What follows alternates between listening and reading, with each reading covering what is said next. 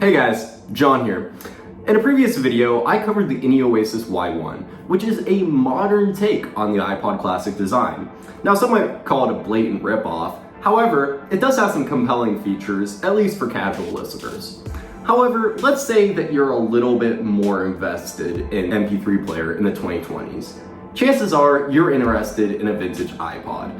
And so today, just for fun, we're going to compare the two and see how they stack up against each other. First, let's talk design. The iPod mini is a much more premium device, and it also has some nice features like the hold switch that the Y1 is notably lacking. Additionally, since it is metal mainly, it does feel more sturdy and weighty in the hand, and it also has a very cool retro aesthetic.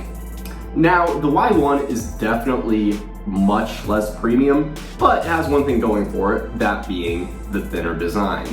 Now, when it comes to ports, both have headphone jacks. The Y1 has a speaker, although it's not very worth using unless you want to casually listen through a song. However, the Y1 also has one thing going for it, which is the USB-C port. Though it is possible if you try really hard to put a USB-C port in an iPod, let's be real, most of us are never going to do that. So you're going to have to settle for the 30-pin dock connector that Apple used for years. Now, for some people this might not be a big deal, me included. However, I also can understand why you might want the faster and more universally used USB-C port, and I personally would take it over 30-pin any day. But it's not exactly a deal breaker for me either. So how about the actual experience of using it?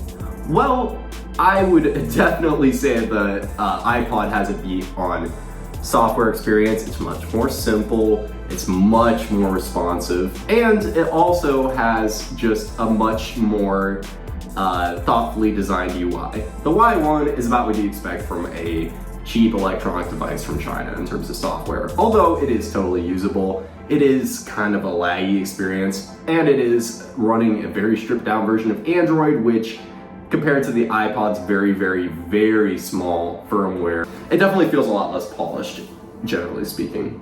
However, if you're okay with a little lag, the Y1 does have a few compelling assets versus the iPod mini. For example, it has a color screen with album art, and it also has Bluetooth built right in. The iPod mini does not. Now, admittedly, you can get a color screen iPod, obviously. However, these command much higher prices than the iPod mini, which is kind of what I'm trying to use as a baseline here because the Y1 is only $50, and an iPod mini can be modded for about that much money too.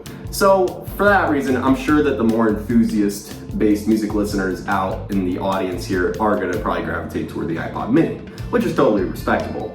This, more than anything, is just for fun, so don't take it too seriously. And the iPod mini does have one thing working in its favor too, that being the Rockbox custom firmware.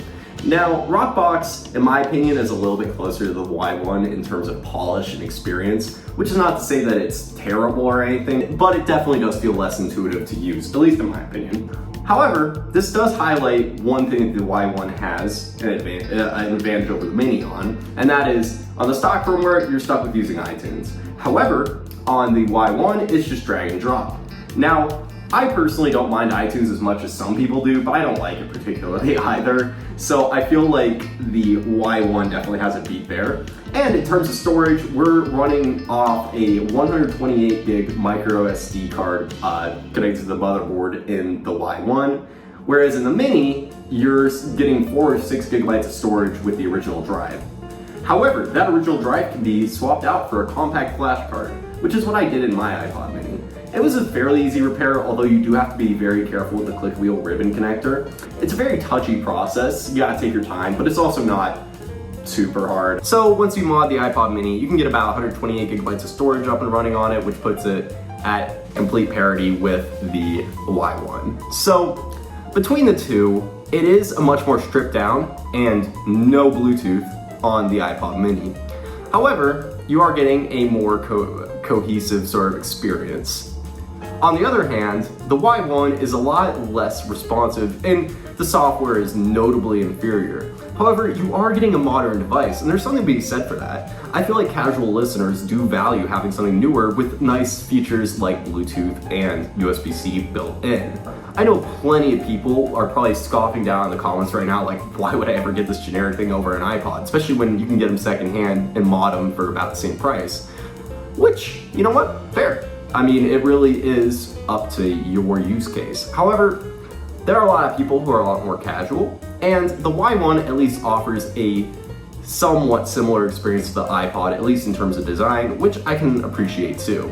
Personally, I'll keep using both. I like them both for different reasons. However, hopefully this video is kind of given an interesting sort of comparison and perspective on them.